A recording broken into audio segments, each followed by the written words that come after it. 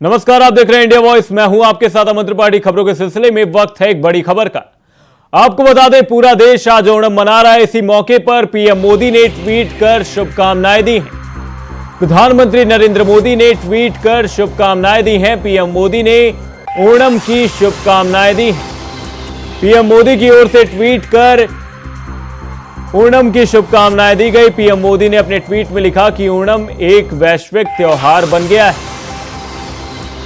बड़ी खबर आपको बता दें, पीएम मोदी ने ओणम की शुभकामनाएं दी हैं। ट्वीट के माध्यम से पीएम मोदी ने ओणम त्योहार की शुभकामनाएं दी हैं। साथ ही पीएम मोदी अपने ट्वीट में लिखते हुए नजर आए कि ओणम एक वैश्विक त्योहार बन गया है।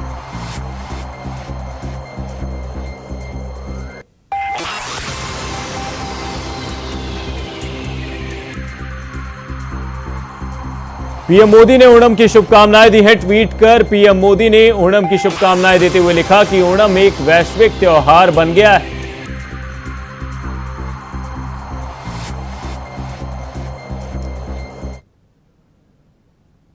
यूपी के प्रयागराज में 10वीं की एक छात्र की पीट पीट कर हत्या कर दी गई। वह स्कूल से अपनी चचेरी बहन के साथ लौट रहा था। छात्र की हत्या का आरोप दूसरे समुदाय के कुछ युवकों पर लगा है। बताया जा रहा है कि छेड़खानी का विरोध करने पर युवकों ने पीटकर उसे मार डाला।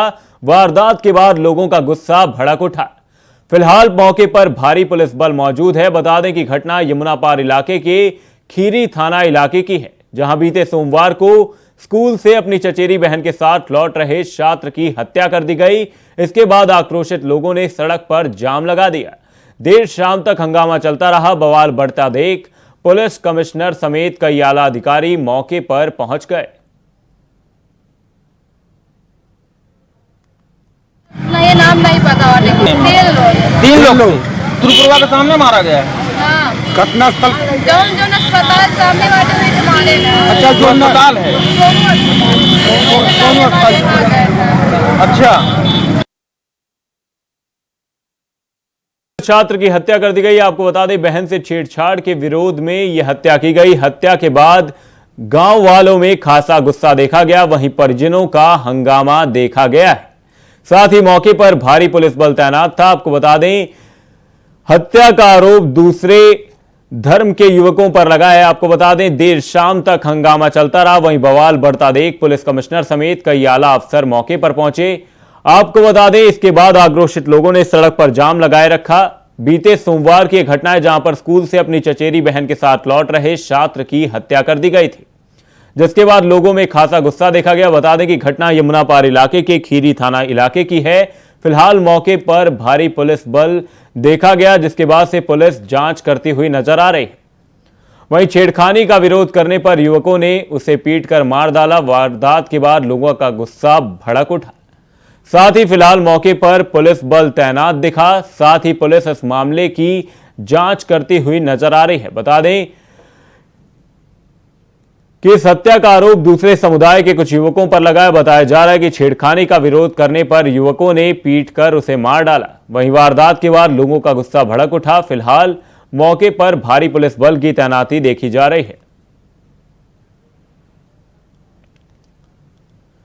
इसी खबर पर शोएब रिजवी हमारे संवाददाता हमारे साथ प्रयागराज से जुड़े हुए। शोएब, ये क्या कुछ पूरा मामला था जिसके बाद से परिजनों का काफी हंगामा देखा गया?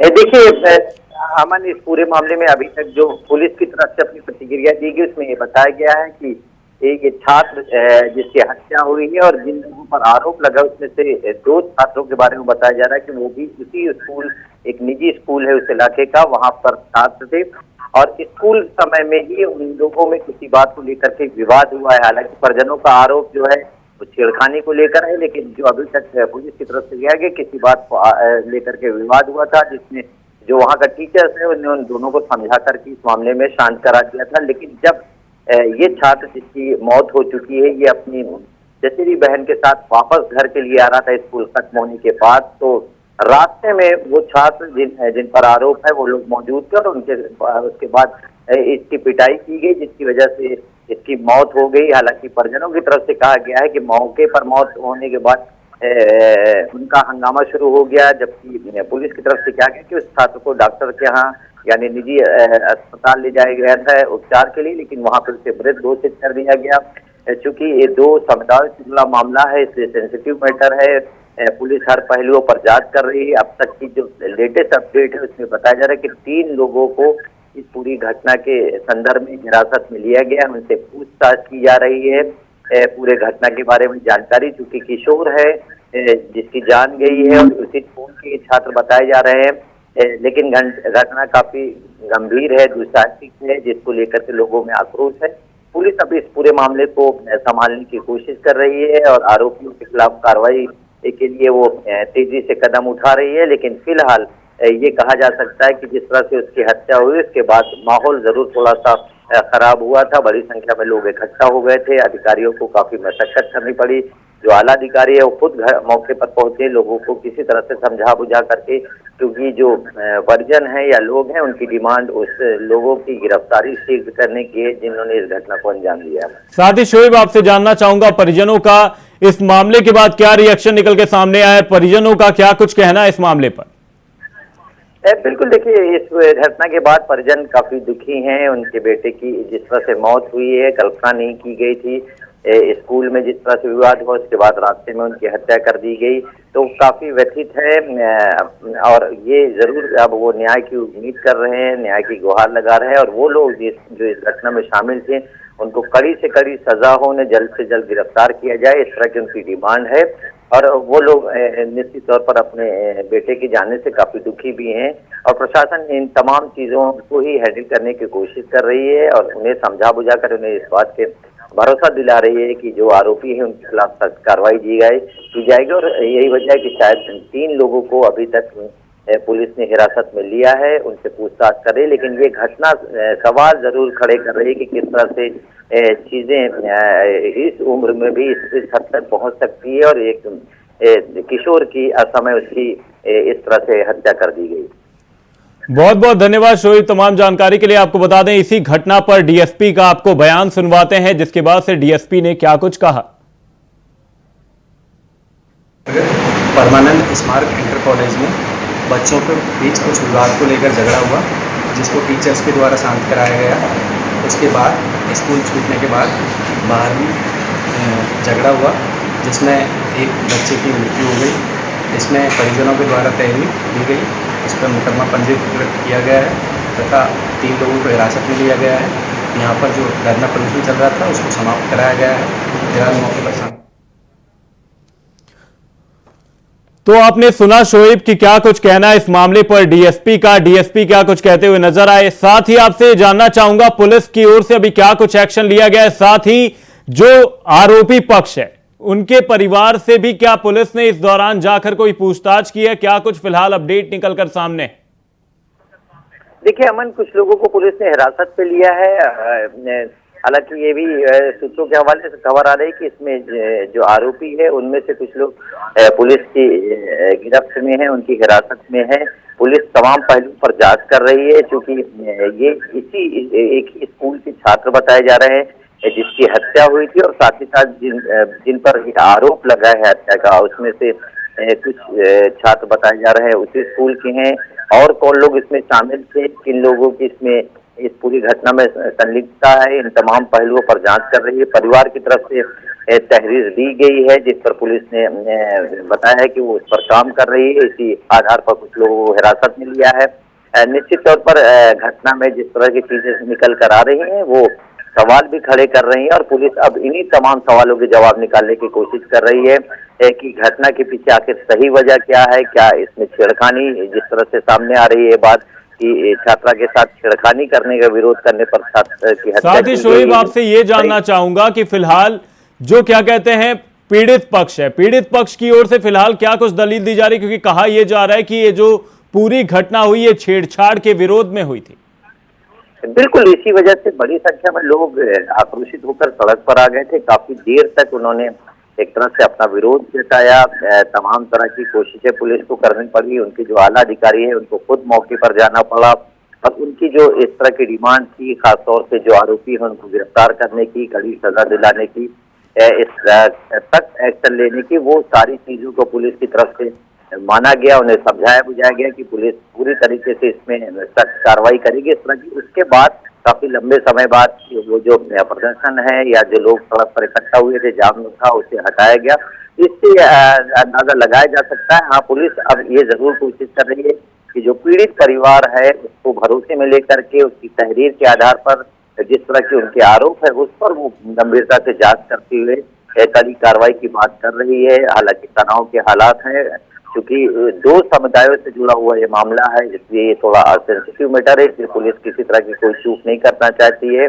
तो वहाँ पे बड़ी संख्या में पुलिस बल को लगाया गया है, लेकिन अभी पुलिस इस पर क्या कुछ और सख्त एक्शन लेती है इसका इंतजार करना पड़ेगा। कुछ लोगों को, जिसमें 3 लोगों के बारे में बताया जा रहा है कि पुलिस ने हिरासत में लिया है, इसमें शायद 1 या 2 आरोपी भी हैं, लेकिन अभी तक ऑफिशियल इस बारे में जब तक कि बहुत चीजें साफ न हो कहना मुश्किल है। लेकिन ये जरूर है कि इस घटना ने थोड़ा तनाव जरूर उस पूरे इलाके में बनाया है, और जिस तरह से इस घटना को अंजाम दिया गया, किशोर अवस्था में दोनों यानी जिनकी हत्या हुई और जिन लोगों पर आरोप है इस तरह की घटना को किया है, उससे समाज के इस पहलू की तरफ भी एक चिंता का विषय जरूर उठ रहा है कि किस तरह से एक छोटे से विवाद में एक बच्चे की जान चली गई।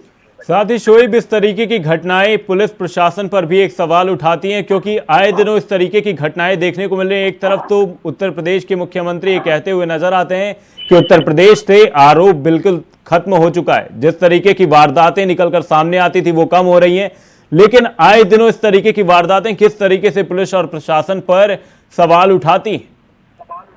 बिल्कुल, देखिए अमन, इस पूरे मामले में भी एक बात जरूर सवाल उठ रहा है। जिस तरह से पुलिस की तरफ से भी बताया गया है कि पहले स्कूल में विवाद हुआ था 2 छात्रों के, यानी जिसकी हत्या हुई है और कुछ छात्रों से, और उसके बाद वहां के एक टीचर ने इस मामले को शांत कराया था। अब उसकी गंभीरता को क्या नहीं समझा गया या कहाँ पे चूक हुई है, ये भी एक अहम विषय हो सकता है, क्योंकि जिस तरह से बाद में जब ये स्कूल बंद हुआ और वापस जा रहे थे तब उन्होंने एक तरह से कह सकते हैं कि वहां पे घात लगाए बैठे हुए थे, और जब ये वहां पहुंचा तो फिर ये विवाद बढ़ा और उसको पीट करके उसकी हत्या की गई।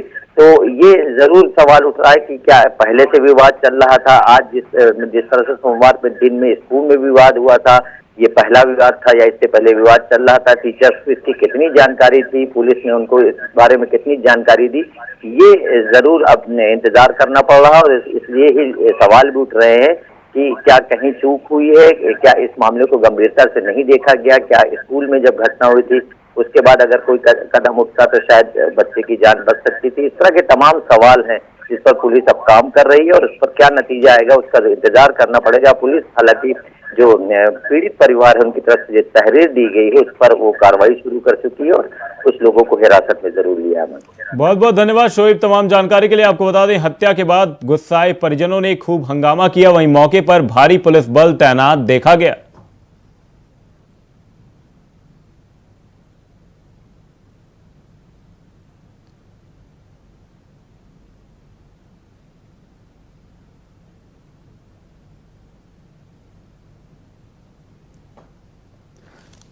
माइक दो, माइक दो।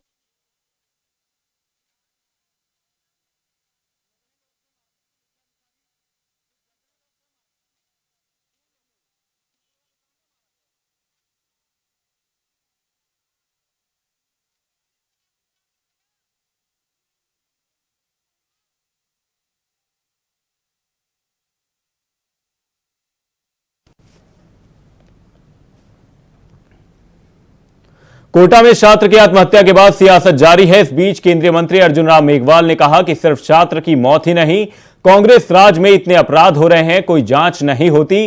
राजस्थान सरकार तुष्टीकरण की राजनीति कर रही है। क्या साहब, इस कांग्रेस के शासन के दौरान आप थानागाजी की घटना से, गैंगरेप की घटना से ले आप, मैं आपको 1000 से ज्यादा घटनाएं बता दूंगा। स्टूडेंट हो, महिला हो, किसान हो, दलित हो, आदिवासी हो, कितनी घिनौनी हत्याएं हो गई है। कोई कार्रवाई इसलिए नहीं होती कि सरकार तुष्टीकरण की नीति पे चलती। राजस्थान के सीएम अशोक गहलोत ने अपनी बड़ी बहन से राखी बंधवाई है। इसका वीडियो भी सामने आया है। इसमें दिखाई दे रहा है कि सीएम की बड़ी बहन विमला देवी एक बिस्तर पर बैठी हुई हैं और पास ही में सीएम गहलोत भी बैठे हैं। विमला काफी उम्रदराज हैं और अपने भाई को राखी बांधकर आशीर्वाद देती हुई नजर आ रही हैं। यह वीडियो जोधपुर से सामने आया है।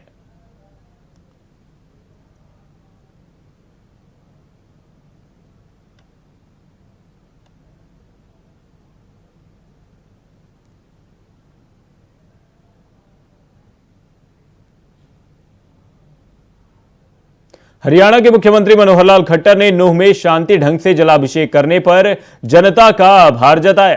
उन्होंने कहा कि मैं नूंह वासियों का आभारी हूं। हमने कई संगठनों से अपील की थी कि वे यात्रा पर ज्यादा जोर ना दें। मैं उन्हें हमारी बात सुनने के लिए धन्यवाद देता हूं और आज जलाभिषेक कार्यक्रम शांतिपूर्ण ढंग से संपन्न हुआ।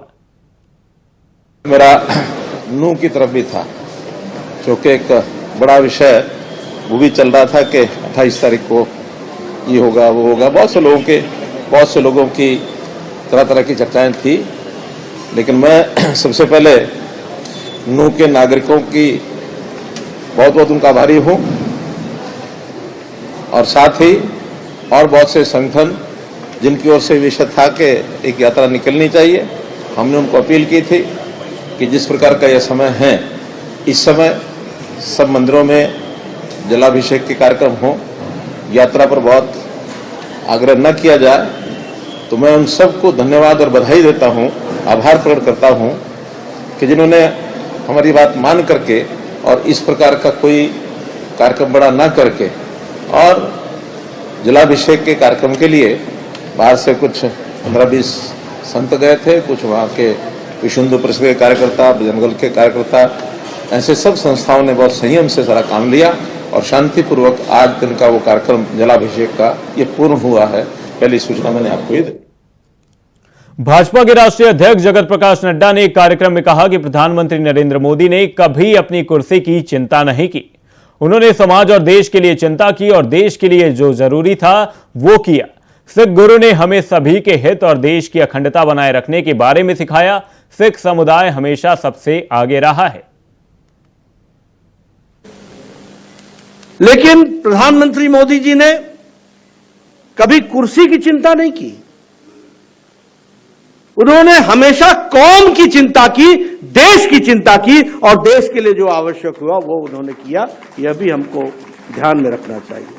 और इसलिए जो सिख गुरुओं से हम लोगों को सीख मिली, सर्वजन हिताय, सबका हित हो, देश की एकता अखंडता बनी रहे, सबको एक होकर के राष्ट्रीयता के लिए काम करें और जिसमें सिख कौम सबसे आगे रही है, तो उस तरीके से देश को भी देखने की आवश्यकता है। इस बात को निश्चित रूप से प्रधानमंत्री जी ने अपने 9 साल के कार्यकाल में पूरा करने का प्रयास किया।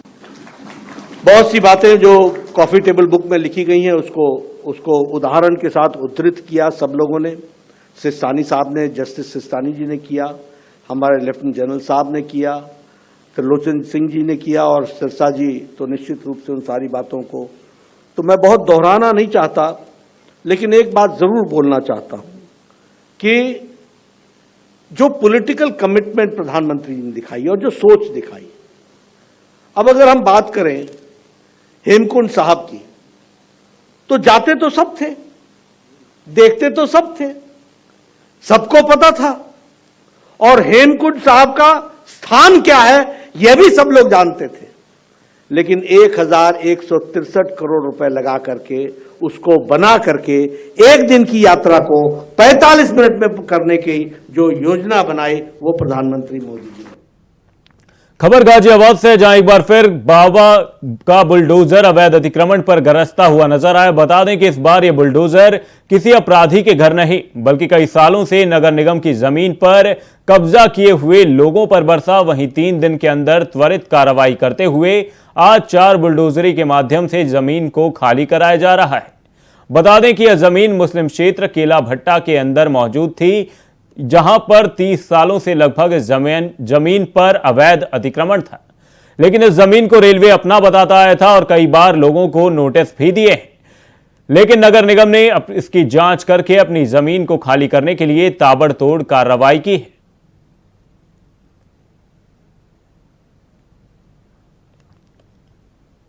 पीलीभीत लोकसभा से भाजपा सांसद वरुण गांधी ने गांधी परिवार के विरोधियों पर तंज कसा। उन्होंने यहां अपने संसदीय क्षेत्र पीलीभीत में कहा कि मीठी मीठी बातों में वोट देने की जरूरत नहीं है, वोट काफी सोच समझ कर दें, भेड़ चाल जैसा काम ना करें, खुद का दिमाग लगाएं। बच्चे हैं, बच्चियां हैं, बेटियां हैं, बेटे हैं, मैं चाहता हूं ये जमीन हम उनके लिए सींच के जाएं। मैं चाहता हूं कि महाराज जी ले लीजिए, फिर क्या फर्क पड़ता है, हो सकता सकता कोई जरूरी हो?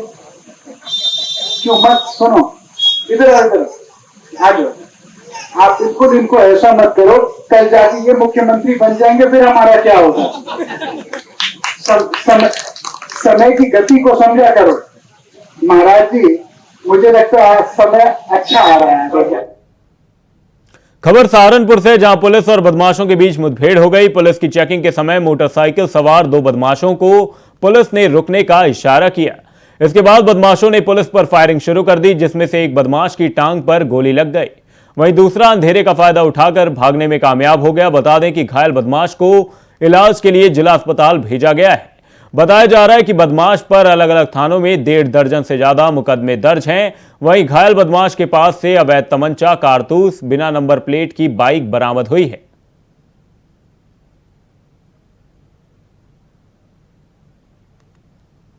रायबरेली में परिजनों की डांट से दुखी होकर छात्र ने जहरीला पदार्थ खा लिया। बता दें कि जहरीला पदार्थ खाने से छात्र की तबीयत बिगड़ गई। तभी परिजनों ने छात्र को जिला अस्पताल में भर्ती कराया। बताया जा रहा है कि छात्र LLB की पढ़ाई करना चाहता था, लेकिन परिजनों के मना करने पर जहरीला पदार्थ खा लिया। मामला मिल एरिया थाना क्षेत्र के रतापुर का बताया जा रहा है।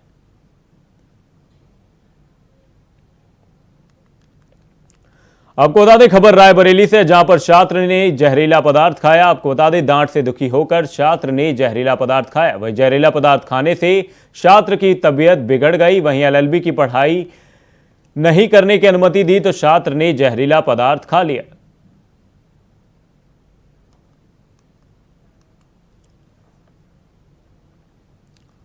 खबर ललितपुर से, जहां चाइना टेक्नोलॉजी का मोबाइल फटने से मासूम बच्चे की हालत गंभीर हो गई। बताया जा रहा है कि चार्जिंग पर मोबाइल चलाने से हाथों में मोबाइल फट गया। तभी परिजनों ने आनन फानन में सामुदायिक स्वास्थ्य केंद्र मड़ावस में प्राथमिक उपचार कराया। वहीं डॉक्टर ने जिला अस्पताल रेफर किया। मामला थाना मड़ावरा क्षेत्र के ग्राम बिरौंदा नीमटोरिया का बताया जा रहा है।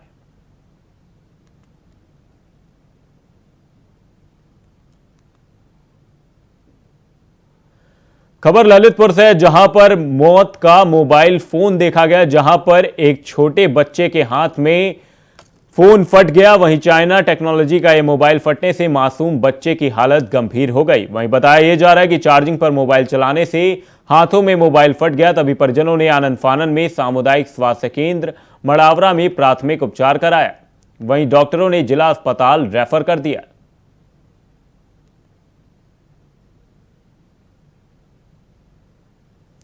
खबर ललितपुर से, जहां पर चाइना टेक्नोलॉजी के फोन ने एक मासूम बच्चे को गंभीर रूप से घायल कर दिया। आपको बता दें सामुदायिक स्वास्थ्य केंद्र मड़ावरा में बच्चे का प्राथमिक उपचार कराया गया। साथ ही बच्चे को डॉक्टरों ने जिला अस्पताल रेफर कर दिया। मामला थाना मड़ावरा क्षेत्र के बिरौंदा नीमटोरिया का बताया जा रहा है, जहां पर चार्जिंग के दौरान फोन यूज करने पर बच्चे के हाथ में ही फोन फट गया। वहीं बच्चा गंभीर रूप से घायल हो गया।